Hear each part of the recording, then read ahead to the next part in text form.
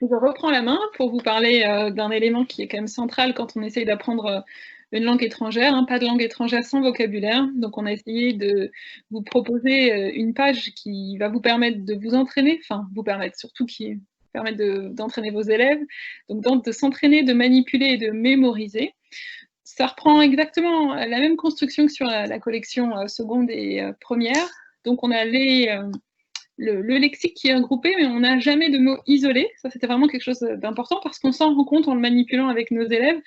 On a vraiment essayé de le regrouper par champs sémantiques.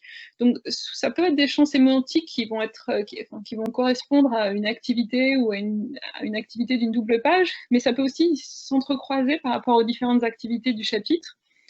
Donc, on a toujours le vocabulaire qui va être regroupé, donc sous une même thématique, et en plus, on a essayé de bien apporter une graduation de niveau en fonction, on a toujours proposé plutôt A2, B1, et puis après B1, B2, ce qui nous permet, encore une fois, dans le lexique, de procéder à une différenciation, c'est-à-dire qu'on demande à tout le monde d'apprendre le premier paragraphe, donc le premier groupe de mots, enfin de groupe de mots d'un niveau A2, B1, et puis on peut proposer, alors moi c'est ce que je fais en classe, je propose alors soit aux élèves qui ont des facilités ou qui vont plutôt, à l'époque, quand on pouvait encore proposer l'allemand en LV1, c'était notre dernière année, apprendre davantage, hein, surtout s'ils ont envie de s'exprimer avec un vocabulaire plus large. Et donc, ça permet aussi d'avoir un socle commun à tous les élèves et d'aller un peu plus loin pour ceux qui le peuvent. À côté de ça, on a les exercices, bien sûr, qui manipulent tout le lexique qui va être repris à gauche, donc sur la page de gauche. Vous voyez la double page qui est proposée dans le PowerPoint.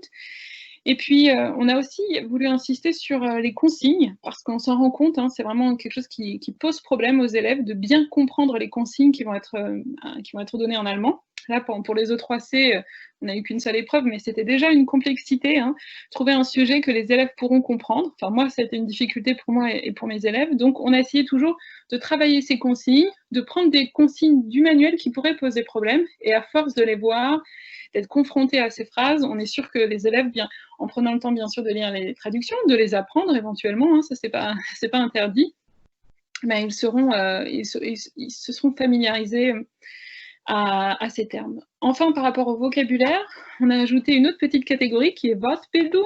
Donc ça, c'est quelque chose qui nous permet de travailler sur la composition, la dérivation des mots. Donc ça peut être, ici vous avez la nominalisation d'un verbe avec une et donc on a un petit exercice, un ou deux, ça dépendra des thèmes, enfin des Wortbildung, des sujets abordés, pour que l'élève puisse le manipuler. Ça, c'est aussi quelque chose qui est facile parce qu'en général, ça donne des clés aux élèves pour s'en sortir. Finalement, on leur explique comment ça marche et c'est pas forcément si compliqué que ça, même si on sait que l'allemand, bon, c'est pas forcément si simple que ça. Mais sur ces choses-là, c'est des petites clés de réussite qui pourront les mettre en confiance. Et enfin, donc ça, c'était tout ce qui était plutôt lexique. Ça va être toujours repéré avec un encart, ça va toujours être orange dans le manuel. Wortbildung, ça va être en rouge. Et vous avez en bas à droite du PowerPoint, ça va être plutôt violet. Et donc, c'est tout ce qui va être grammaire. On a décidé de reprendre des points de grammaire. Ce sont les points de grammaire qui vont être développés dans les leçons.